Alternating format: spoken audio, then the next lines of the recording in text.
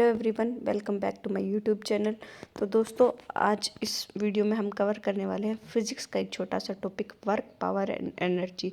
बिल्कुल सिंपल बातें हैं और एक बार बस आपको रिकॉल करनी है, सारी चीज़ें आपको आराम से समझ में आ जाएंगी। एक आगे इसमें एक टेबल है जो इम्पोर्टेंट टेबल है, जहाँ से डिफरेंट टीजीटी के जो पेपर होते हैं अलग अलग, जैसे केवीएस, एनवीएस और ईएमआरएस वगैरह, और डीएसएस पे में भी वहाँ से कई बार क्वेश्चन उठ के आया है। तो उस टेबल को एक बार देख लेना। बाकी अगर मैं धीरे धीरे स्क्रॉल करूँगी या फिर आप वीडियो को स्टॉप करके भी अगर एक एक लाइन पढ़ना चाहते हो तो पढ़ सकते हो। तो मैं इसमें जो इम्पोर्टेंट बातें हैं वो आपको जल्दी से बता देती हूँ। तो सबसे पहले हम वर्क से शुरू करते हैं। तो वर्क क्या है? एक कॉन्स्टेंट वर्क क्या है? मल्टीप्लिकेशन है फोर्स और डिस्प्लेसमेंट की। मतलब अगर किसी डायरेक्शन में हम फोर्स अप्लाई करते हैं, जैसे ये कोई ऑब्जेक्ट है, इसको अगर हम इस डायरेक्शन में पीछे से इसको फोर्स अप्लाई करते हैं और ये क्या है, एक एक्स डिस्टेंस को कवर करता है, तो इस फोर्स की और इस जितनी उसने डिस्टेंस कवर करी, इन दोनों की मल्टीप्लिकेशन को क्या है, हम वर्क बोलते हैं। ठीक है, ये तो है सिंपली भाषा में। बाकी इसको लिखेंगे कैसे? Work is equals to force into displacement. ठीक है, तो ये तो थी लीनियर डिस्प्लेसमेंट की बात। मतलब एक लाइन में अगर डिस्प्लेसमेंट हो रहा है, तो नीचे इस पैराग्राफ में क्या लिखा है कि ज़रूरी नहीं है जिस डायरेक्शन में हम फोर्स अप्लाई करें उसी डायरेक्शन में क्या हमारी डिस्प्लेसमेंट भी हो।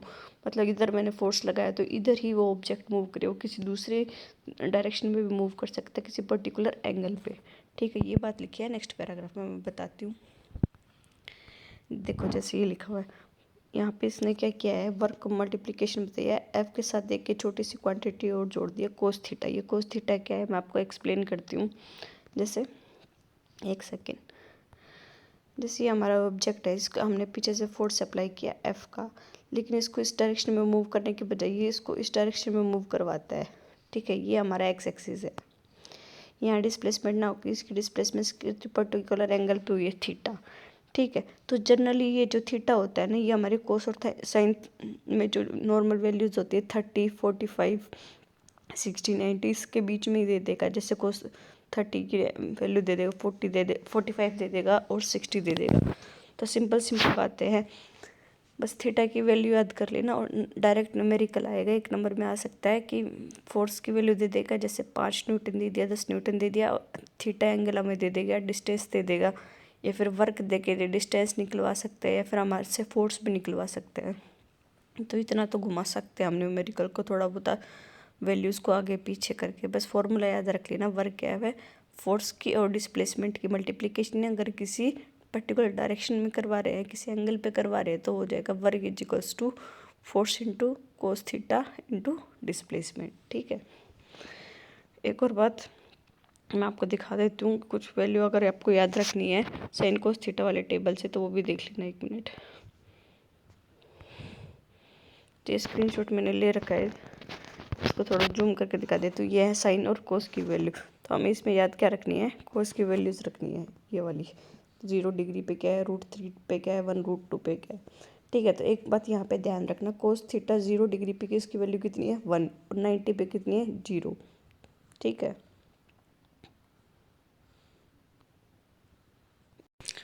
मैंने उन वैल्यूज़ को थोड़ा स्पेशली इसलिए बताया था। देखो नीचे एक ये सेंटेंस लिखा हुआ है कि value of the work will be maximum at 30 theta is equals to 0 degree. इसका मतलब क्या है?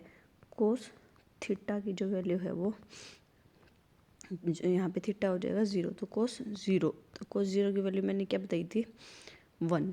ठीक है, तो अब देखो फोर्स इसमें फॉर्मूले में अगर रखते हैं इसकी वैल्यू, मतलब कोई फोर्स दे रखा है 5 न्यूटन, डिस्टेंस भी हमने 5 मान ली, और कोस थीटा कितना हो जाएगा? 1/5 25, यहाँ पे वैल्यू आ गई, ध्यान रखना। ठीक है, अब देखो अगर यही इसी जगह अगर हम रखेंगे कोस थीटा की वैल्यू 90 मतलब 0, तो ये वाली क्वांटिटी है वो पूरी क्या हो जाएगी?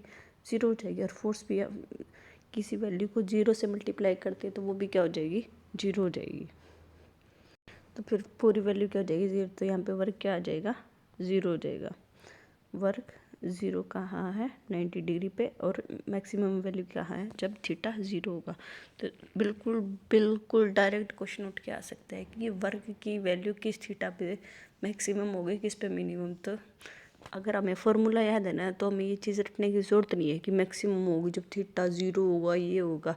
याद रखो फोर्स क्या, सॉरी वर्क क्या होता है, force into displacement. Cos theta वाली वैल्यू डालेंगे, कोस थीटा में पता है 0 डिग्री पे 1 होता है, तो वहाँ पे क्या हो जाएगा मैक्सिमम।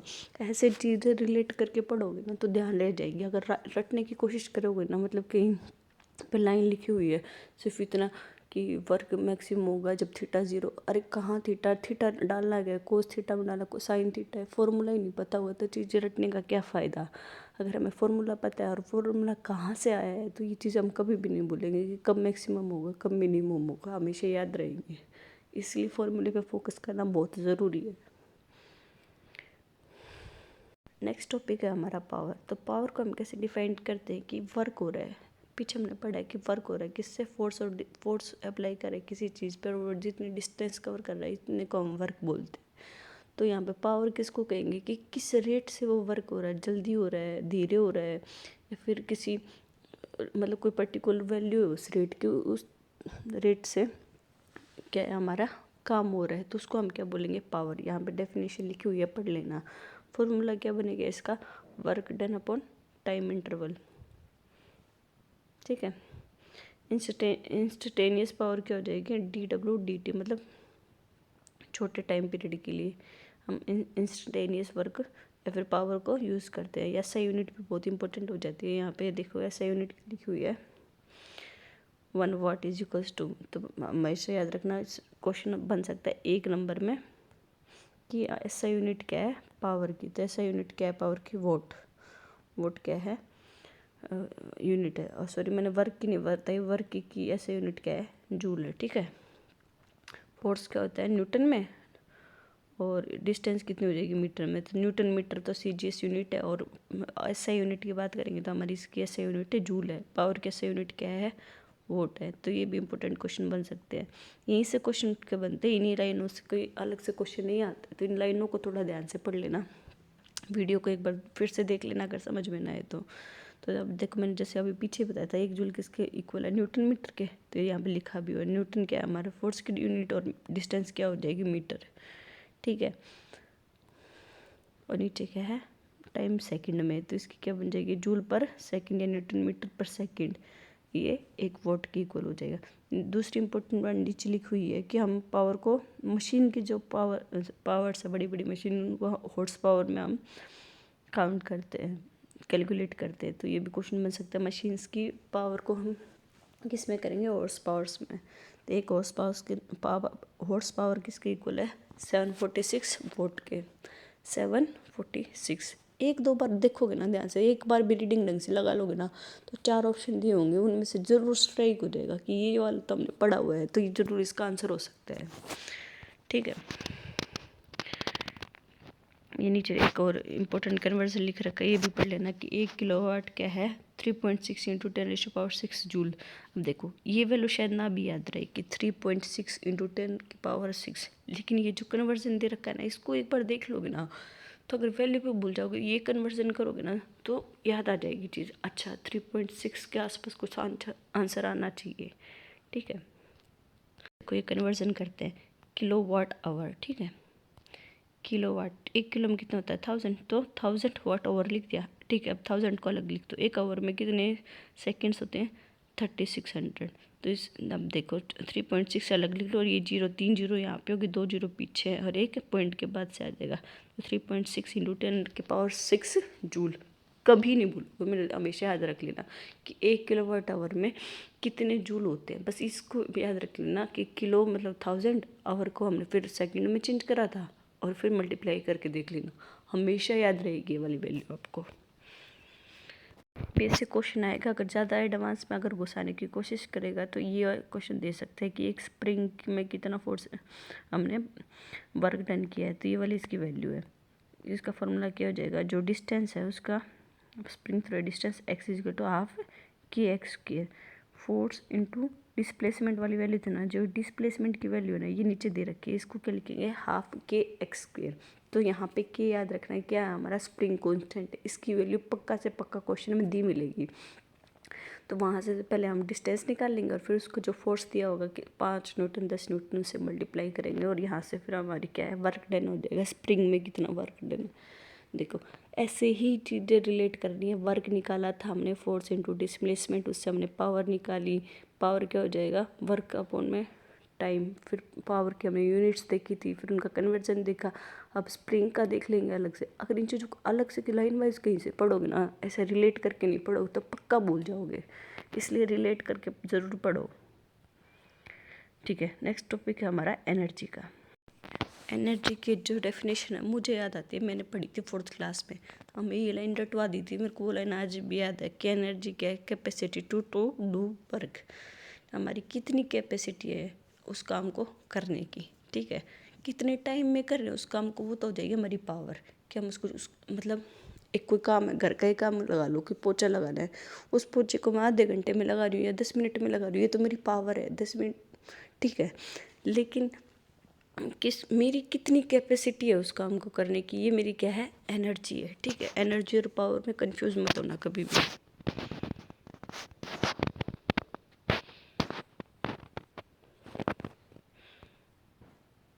तो देखो यहाँ पे क्या लिख रखा है, जनरल बॉडी ना 2 सिचुएशन में काम कर सकती है, या तो वो मूव कर रही हो या फिर रुकी हुई हो किसी पोजीशन पे, ठीक है। तो इसी बेसिस पे हम एनर्जी को 2 उसमें डिवाइड करते हैं, एक तो काइनेटिक एनर्जी और एक हमारी पोटेंशियल एनर्जी। तो अगर कोई पार्टिकल मूव कर रहा है ना, मोशन में है, तो उसको हम रिलेट करेंगे काइनेटिक एनर्जी से। इसका सिंपल सा फॉर्मूला आप सबको याद होगा। काइनेटिक एनर्जी क्या है, एक सेकेंड, काइनेटिक एनर्जी क्या है, हाफ mv², ठीक है। अब हमें पता है, इसको थोड़ा चेंज कर रखा है।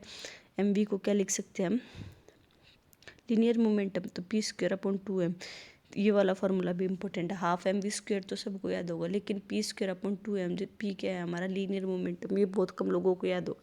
तो अब यहाँ से देख लो, इसने कन्वर्जन कर रखा है ना mv को मान के। लीनियर मोमेंटम क्या होता है हमारा, कि मास का कितनी वेलोसिटी से मूव हो रहा है, तो mv की प्रोडक्ट होता है लीनियर मोमेंटम। तो अगर न्यूमेरिकल में दे रखा होगा इसका लीनियर मोमेंटम इतना है और इस बॉडी का मास इतना है, इसकी काइनेटिक एनर्जी निकालो, तो इस फॉर्मूले से निकाल सकते हैं हम, ठीक है। नेक्स्ट है पोटेंशियल एनर्जी। जब किसी पोजीशन पे अगर हम देखो ये लिखा है, if a body develops a capacity of doing work due to its position के कारण अगर उसकी हम एनर्जी निकालने, मतलब एक बॉल है उसको हम 10 मीटर की हाइट पे उठा के लेके जा रहे हैं और वहाँ पे रख दी, तो उसका हमारा पोटेंशियल कितना है उसको उठाने का और वहाँ तक रखने का, ये पोटेंशियल एनर्जी आ जाएगा।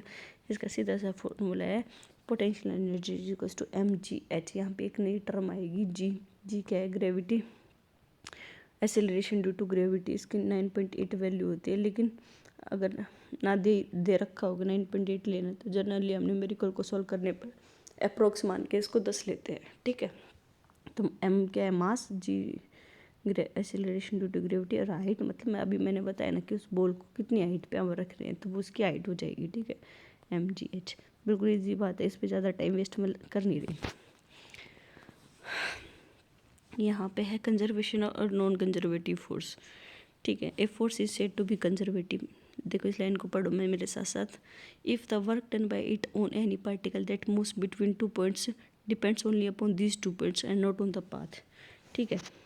देखो अब यहाँ पे कोई चीज़ है और यहाँ पे कोई चीज़ है, यहाँ से मैंने कोई इसको यहाँ पे ले गया या फिर यहाँ से यहाँ पे ले गई, तो इसको यहाँ लिया, यहाँ पे जाने पे इसके कितना हमने काम किया है, सिर्फ इसके फर्स्ट इस पोजीशन पर, इस पोजीशन पे डिपेंड करता है ना, तो ये तो हमारा कंजर्वेटिव फोर्स है। मतलब किस रास्ते से ले जा रहे हैं इस बात पे कोई फ़र्क नहीं पड़ रहा, ठीक है। तो अगर नॉन कंजर्वेटिव क्या हो जाएगा, जो पाथ पे डिपेंड करे को नॉन कंजर्वेटिव हो जाएगा। तो एक याद रख लेना, दूसरा अपने आप याद हो जाएगा। इनके एग्जाम्पल है, a force is said to be non conservative, the last line पढ़ना। ए फोर्स इज ये वाली a force is said to be non conservative if work done by the force on a particle in round trip is not zero, ठीक है। तो मतलब जब ये path पर डिपेंड कर रही है तभी इसकी वैल्यू नॉन जीरो ही है, ठीक है। तो इसके एग्जाम्पल कौन कौन से, gravitational force, electrostatical force, adhesive force, ये सब क्या है, कंजर्वेटिव फोर्स के एग्जाम्पल है। और विस्कस फोर्स, इस पेज की सब स्क्रीनशॉट ले लो, यहाँ से क्वेश्चन बन सकता है, याद कर लेना है, ठीक है। अब जनरली देखो कंजर्वेटिव फोर्स जनरली हम जो पढ़ते हैं आगे फिजिक्स में 11th 12th में पढ़ते हैं, gravitational force, electrostatical force, adhesive force, cohesive force, सारे ये क्या है हमारे कंजर्वेटिव फोर्स है। अब देखो ग्रेविटेशनल फोर्स कभी पाथ पे डिपेंड नहीं करता है, ठीक है। विस्कस फोर्स है जो मतलब अगर एक मतलब पानी को मैं गिराऊंगी और एक मैंने शहद को गिरा है तो वो सरफेस पे किस किस डायरेक्शन से जा रहा है, कहाँ कहाँ से जा रहा है, तो ये चीज़ क्या है उसके पाथ पे डिपेंड करती है ना। तो ये क्या है, नॉन कंजर्वेटिव फोर्स हो गई। याद रख लेना, क्वेश्चन बन सकते हैं यहाँ से। अब ये जो मैं टेबल के बारे में बात करी थी ना जहाँ से क्वेश्चन आते हैं, वो ये टेबल है। थोड़ा सा शॉर्ट कर देती हूँ मैं, इसका स्क्रीनशॉट ले लेना ऊपर नीचे घुमा के, डायरेक्ट क्वेश्चन आता है।